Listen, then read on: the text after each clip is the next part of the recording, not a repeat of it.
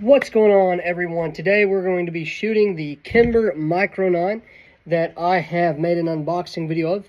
This is literally the same day that I unboxed the firearm as well. I was going to wait till I got some training rounds to shoot this because what we're running in it today is 115 grain FTX Hornady hollow points. So this is what I normally run in all of my defensive carry pistols.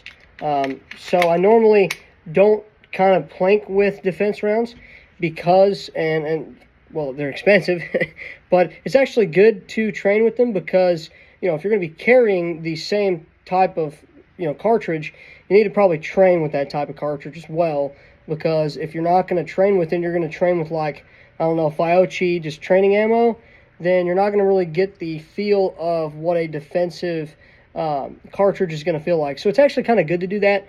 But I normally like to do that when I'm actually target practicing. This is just going to be plinking to show you guys kind of what it sounds like, what it feels like, everything like that. So without further ado, I've loaded, I can't remember how many I loaded.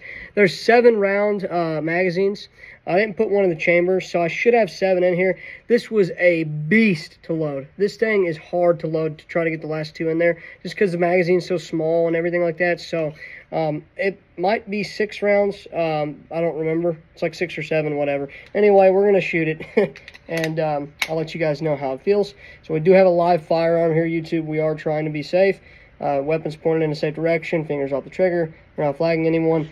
And I'm just going to be shooting out here, just kind of in the open here. We own 60-some acres of land out here in Tennessee, so we're just going to be planking. For my ear protection, I got the good old AirPods. Normally, I would not recommend AirPods for ear protection. This is all I had. It's good enough. It's not going to bust my eardrums out, so it's all we got. So, alrighty, here we go, guys. Kimber Micro 9, 1911. Let's go.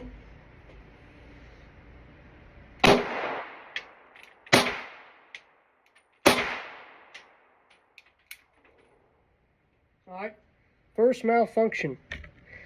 I think that was a light primer strike because I pressed the trigger. We will see what happens.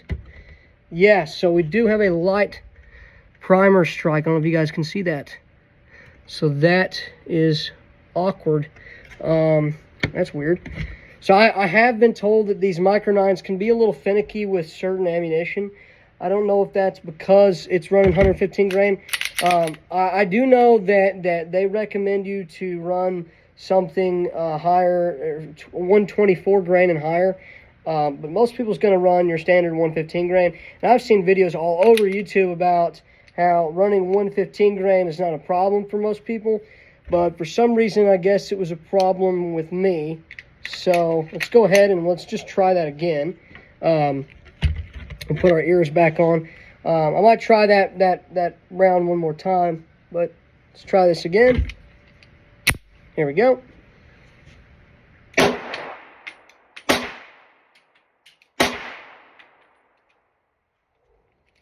Well, it's not really that snappy. It is snappier than something like my P365X Macro. Definitely way snappier than that. I mean, it is pretty snappy, but you got to remember, very small, and we're running defense ammo too. I might try to plink off that one round here real quick. I normally don't do that, not because it's not safe. I just normally don't do it, but we're going to do it anyway. So let's get our ears back on here. Alrighty, let's try that one again. Yep, it went that time.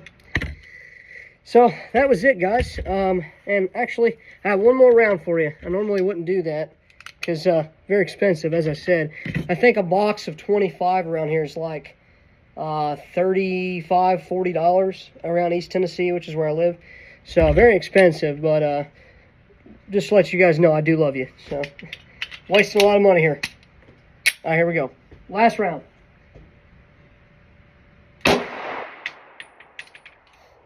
So yeah, like I said, guys, how did it feel? I mean, it's pretty snappy. It's not going to be like your 365 macro. It's not going to be like your Glock 19. It's a smaller pistol. This would be more along the lines of like your your 365s, not your macros or XLs, but your standard 365. This is going to be more like your, obviously the Micro 9s, the Shield Plus maybe, something, or the M&P Shield, something along those lines. Yeah, I mean, it feels nice. It feels really nice when I shoot it. I do know, though, I will tell you this. When you go to fire this gun, make sure you've got a tight grip on it. I don't know why my hand kept kind of slipping. And I grip my guns pretty tight. This one, I wasn't trying to put a death grip on it. I was just trying to get a feel for it. So it did kind of feel like it was slipping a little bit. Maybe that had to do with it. I don't know. But anyway, overall, I mean, how did it feel? I'm impressed. I mean, I didn't think it would feel this nice. On YouTube, we do have a clear firearm. We've shot everything, empty magazine here. So, but I mean, overall, I mean, it's pretty nice. I mean, I really like it. Is this a good defensive carry pistol? The answer is, if you're comfortable with it. I can't really say yes or no. For me personally, yeah, I would carry this totally. Totally, I would carry this. Now, am I comfortable with carrying just 7 rounds? You know, obviously, you know, plus 1 in the chamber. If you do that, I usually carry 1 in the chamber. But here's the thing: shot placement is everything. I don't want to get into the whole debacle and war about capacity versus size, blah blah blah. Really and truly, I'll just tell you right now, it's whatever you prefer. Don't let anybody kind of swindle you. Here's the thing about me. I'll tell you exactly how I feel about that situation. I wasn't going to get on this tangent, but you know what? Here we are. I don't care. if you're comfortable carrying 5 rounds, if you're comfortable carrying 7 rounds, 32 rounds, whatever, do it. At least you're carrying, okay? At least you're taking that personal security measure. You're making sure that you're being responsible with your firearms. I don't really care how many rounds you carry. Me personally, I can kind of go back and forth. I guess the best answer I can give you, it depends on what firearm it is, right? For something like this, it's classy 1911, okay? It's very, very small form factor. When you carry this, you're kind of carrying class, okay? This is not your battle rifle. Now, or your battle rifle. It's definitely not a rifle. It's a pistol. This is definitely not your FN-45. This is not your Glock 19, but it'll get the job done. I mean, most firearms will, unless you're a high point. Just kidding. All you high point guys. Seriously though, high point's trash. I'm sorry. Argue in the comments. I'll find you down there. But no, obviously, long story short, this is a very nice firearm. This would be a good concealed carry for a lot of people. I can see this being carried by 1911 enthusiasts just because there's not that many 1911s out here that are that small.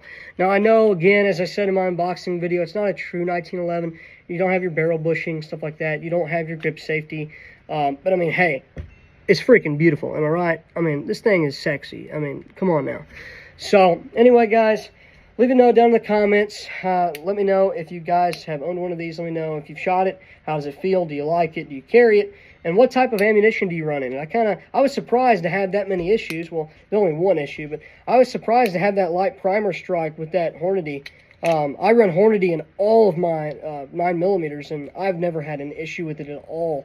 So maybe I just didn't have it seated in there properly. I don't know, but usually that wouldn't cause a light primer strike unless it was like way up here, you know what I mean? So I don't know, that was weird.